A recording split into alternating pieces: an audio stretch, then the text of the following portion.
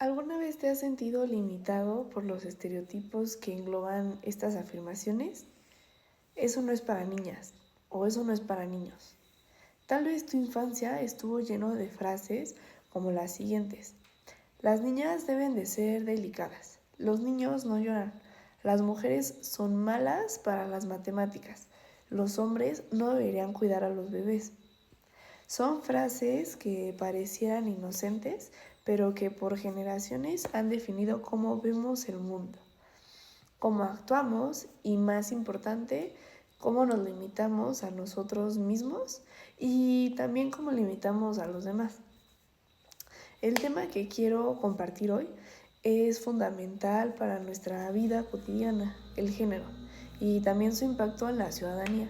No se trata de solo hablar de desigualdad sistemática, sino de reflexionar cómo los roles de género nos afectan a todos, mujeres, hombres y personas no binarias. Hablemos de qué es el género. Para entender el impacto del género, primero debemos preguntarnos, ¿el género es algo con lo que nacemos o algo que aprendemos? Revisemos algunos conceptos clave como sexo biológico, que se refiere a las características físicas y biológicas como los cromosomas y órganos reproductivos. Género, que es la construcción social y también cultural de lo que significa ser hombre y lo que significa ser mujer. Identidad de género, que es cómo mostramos nuestro género al mundo a través de la ropa, el comportamiento y el lenguaje. Judith Butler, quien es una de las principales teóricas del género, dice que el género es un performance, es decir, que sí es algo que repetimos día a día hasta hacerlo parecer como algo natural. A esto se le llama la performatividad del género. Judith Butler es una de las figuras más influyentes en los estudios del género y también de la teoría feminista. Su libro más conocido se llama El género en disputa y es de 1990. Es un libro que replantea completamente la forma en la que entendemos el género y propone que no es algo fijo ni natural, sino una construcción social, que claro es performativa. ¿Qué significa que el género sea performativo? Cuando decimos que el género es performativo, nos referimos a que no somos de una forma inherente, sino algo que hacemos constantemente a través de nuestras acciones, gestos, palabras y comportamientos.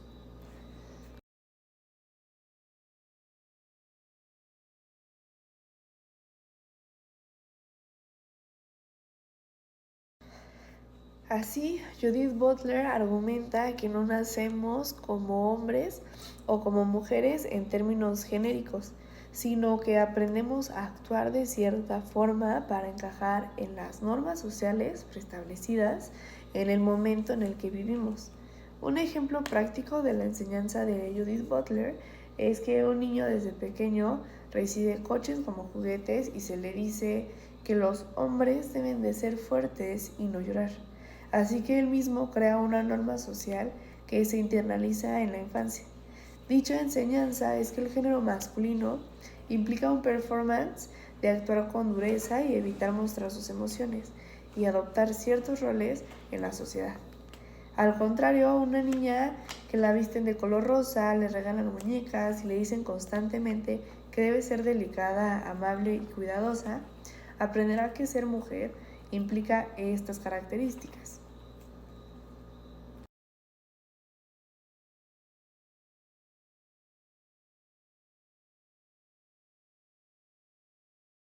Para Butler, estas conductas de género no son naturales ni tienen que ver con la composición biológica, sino que son repetidas y reforzadas a lo largo del tiempo hasta hacerlas parecer como algo normal o natural.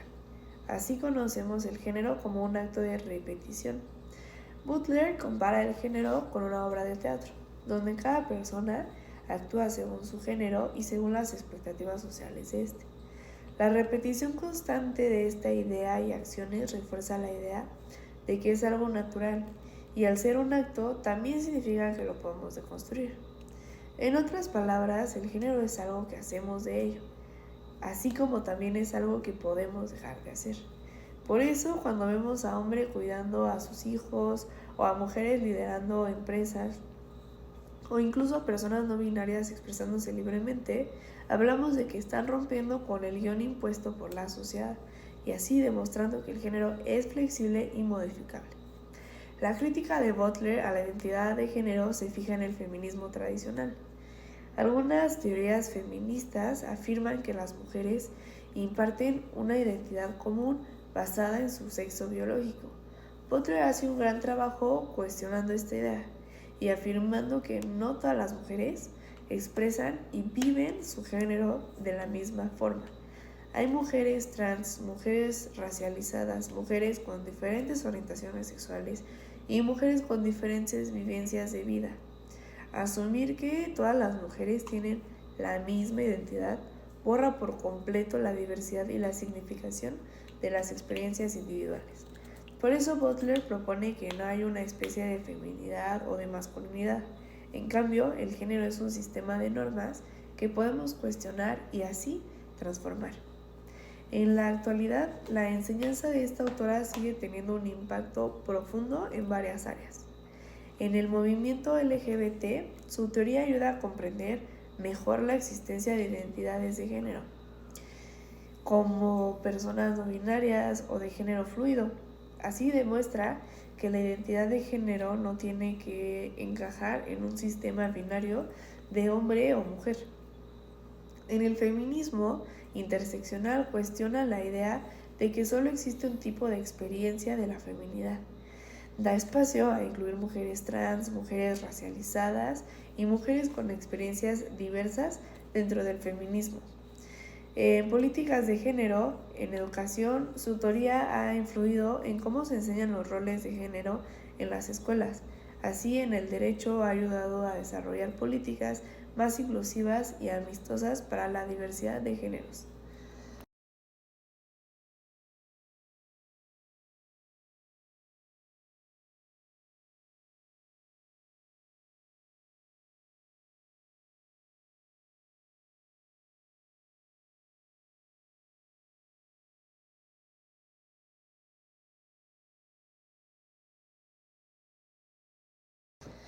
Siguiendo con la construcción del concepto de género, pensando en la retórica, si el género fuera algo dado biológicamente e inmutable, ¿por qué ha cambiado tanto alrededor de la historia? Por ejemplo, hace 200 años los hombres europeos usaban pelucas y tacones altos como un símbolo de alto estatus. En algunas culturas indígenas han existido históricamente más de dos géneros, y hasta hace poco el rosa era un color considerado típicamente masculino y el azul como su contraparte era femenino.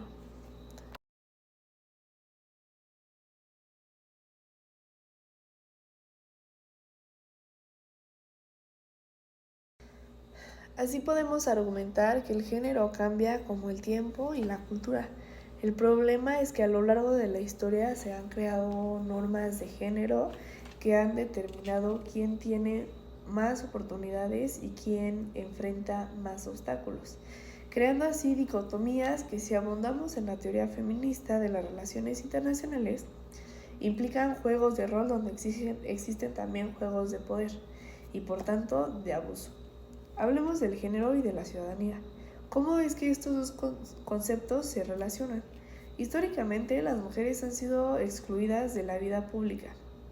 Así hemos accedido a distintos derechos, como son el derecho al voto, que en muchos países las mujeres accedieron a votar hasta el siglo XX. Igualmente, la educación. Durante siglos se negó a las niñas tener oportunidad de estudiar, al igual que el trabajo, que hasta hace poco muchas mujeres necesitaban permiso de sus cónyuges para poder laborar. Hoy, aunque han habido avances, la desigualdad persiste de otras formas. Si analizamos datos, en promedio, las mujeres ganan 20% menos que los hombres por el mismo trabajo. Solo 10% de los países tienen jefas de Estado y en algunos lugares las mujeres aún necesitan el permiso de un hombre para abrir cuentas bancarias. Estas desigualdades de género no solo afectan a las mujeres, los hombres también sufren por la exigencia de estas normas sociales. Se les presiona para ser fuertes y no demostrar emociones, lo que incide fuertemente en el fenómeno de índices de suicidio cometidos por hombres. Muchos enfrentan discriminación cuando eligen trabajos tradicionalmente considerados femeninos, como los que tengan que ver con el cuidado, como enfermería o paternidad activa. En algunos países, las leyes de custodia favorecen a las madres sin tomar la responsabilidad de evaluar caso por caso. Cuando hablamos de equidad de género, no solo se busca beneficiar a un solo grupo, se trata de que todas las personas puedan vivir sin barreras impuestas por normas que ya no tienen sentido. Ahora, cuando hablamos de ciudadanía nos referimos al conjunto de derechos y responsabilidades que tenemos dentro de una sociedad. Pero históricamente el acceso a estos derechos ha estado condicionado directamente por el género.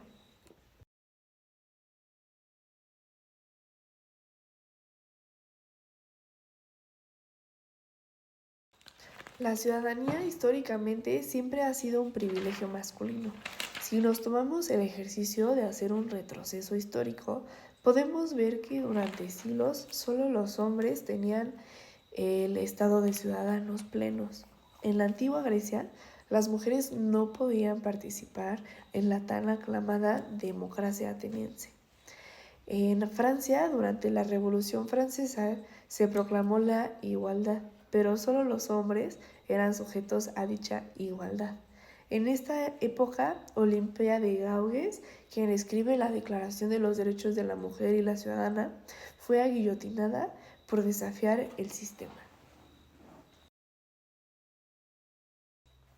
Hasta el siglo XX, en la mayoría de los países alrededor del mundo, las mujeres no tenían derecho a votar, estudiar, ni manejar sus propios bienes. Así vemos cómo el género ha sido un obstáculo para que muchas personas sean reconocidas como ciudadanas, llenas de derecho. Hablemos ahora de las brechas de género en derechos y oportunidades. Hoy, las mujeres ya pueden votar e incluso postularse para cargos políticos en la mayoría de los países. Pero aún así, como sociedad global, enfrentamos muchos retos.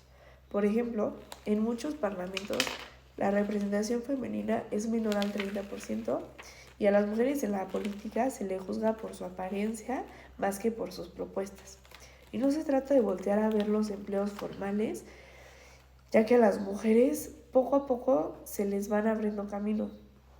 También se trata de voltear a ver, a buscar dignificar todos aquellos empleos que por ser vistos como responsabilidades femeninas no son remunerados, como los trabajos domésticos. En el caso de los hombres, la masculinidad tradicional también impone un sinfín de barreras, como que a los hombres que defienden la igualdad de género se les tacha de débiles. La presión por ser dominantes en el poder impide que muchos hombres.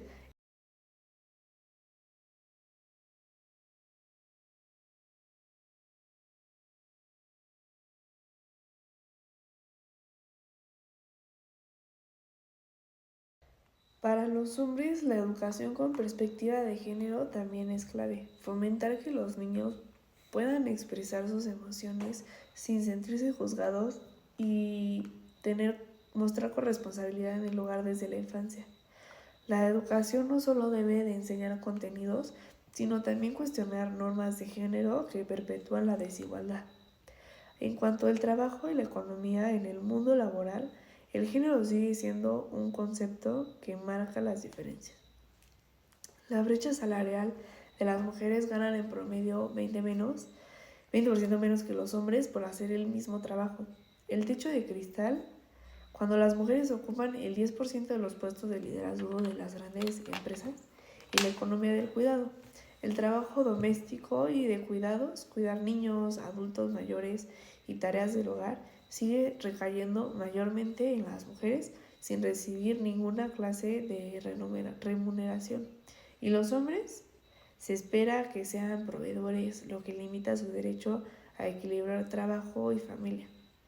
En muchos países no tienen acceso a licencias de paternidad igualitarias, lo que refuerza la idea de que el cuidado infantil es cosa de mujeres. Si el género no fuera una barrera, las decisiones laborales y familiares podrían hacerse desde la libertad y no desde la obligación. Al llegar al final de este recorrido, es fundamental que nos detengamos un poco a reflexionar acerca de la magnitud y la urgencia del desafío que tenemos ante nosotros. Hoy tenemos el deber de construir una sociedad en la que el género no sea una barrera para ejercer plenamente nuestros derechos, tanto como ciudadanos como ciudadanas. Hoy hemos explorado cómo desde la infancia se nos impone ciertos roles que limitan nuestro potencial. Hemos visto que esas expectativas, como decirle a una niña que debe de ser delicada o como un niño que no debe mostrar su vulnerabilidad, ambas expresiones no son afirmaciones de una verdad inmutable, sino construcciones sociales que se han reproducido constantemente a lo largo de la historia. Tal como nos enseñó Judith Butler, el género es, en esencia, un performance, un conjunto de actos y comportamientos que repetidos día a día llegan a parecer naturales. Sin embargo, precisamente, al ser una construcción, nos brinda la posibilidad de reinventarla y transformarla. Recordemos que esta perspectiva no solo nos invita a cuestionar los estereotipos que nos han inculcado, sino también a repensar y deconstruir los estereotipos que los han inculcado. Recordemos que esta perspectiva no solo nos invita a cuestionar los estereotipos que nos han inculcado, sino también a repensar y deconstruir los estereotipos que nos han inculcado desde el principio de nuestras vidas. También debemos darnos la tarea de repensar el modo en el que entendemos la ciudadanía, ya que históricamente esta fue un pleno privilegio reservado casi exclusivamente a los hombres, mientras que las mujeres y otros colectivos marginados tuvieron que luchar con mucho esfuerzo para poder ser reconocidos como sujetos de ciudadanía y de derechos. Aún así, hoy hemos avanzado notablemente, aunque aún son evidentes ciertas desigualdades en ámbitos tan esenciales como la política, la educación, el ámbito laboral y el acceso a la justicia.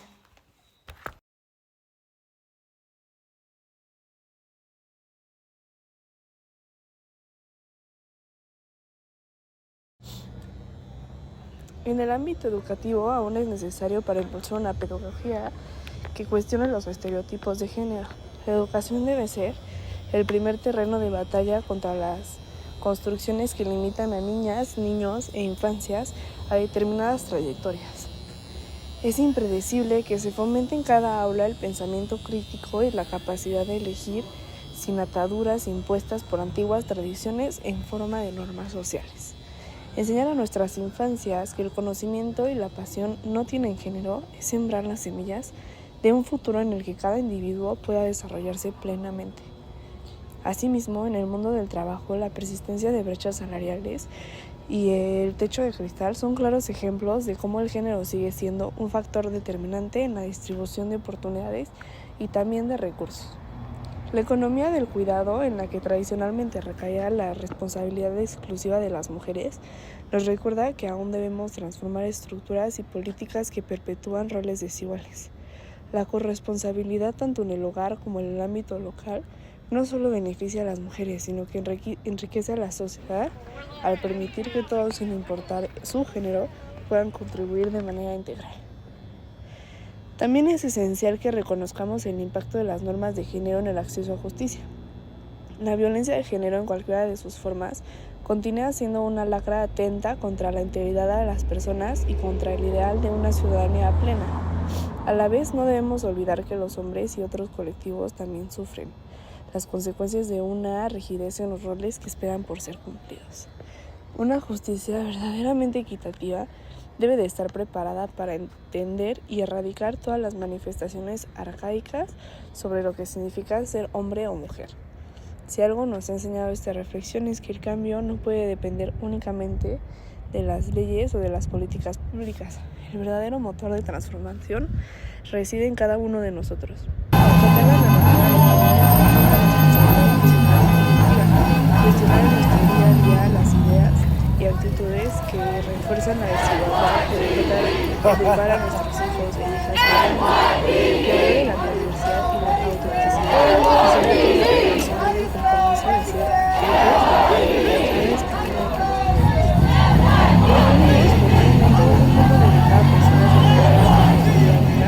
en la que la identidad de género no nos sino que se celebra como una expresión libre y auténtica de la mundo de la educación, la política, el trabajo y la justicia sean ámbitos en los que la dignidad y el respeto por la diversidad. Ese mundo es posible y depende de nuestro esfuerzo conjunto para romper viejos esquemas y abrir paso a nuevas formas de convivir. Okay. Los invito a que a partir de este momento seamos protagonistas del cambio, que cuestionemos lo establecido y que abracemos la diversidad en todas sus formas. Porque solo así, trabajando juntos y con determinación, podremos avanzar hacia una ciudadanía verdaderamente inclusiva en la que el género deje de ser una barrera y se convierta en una expresión libre y enriquecedora de nuestra individualidad.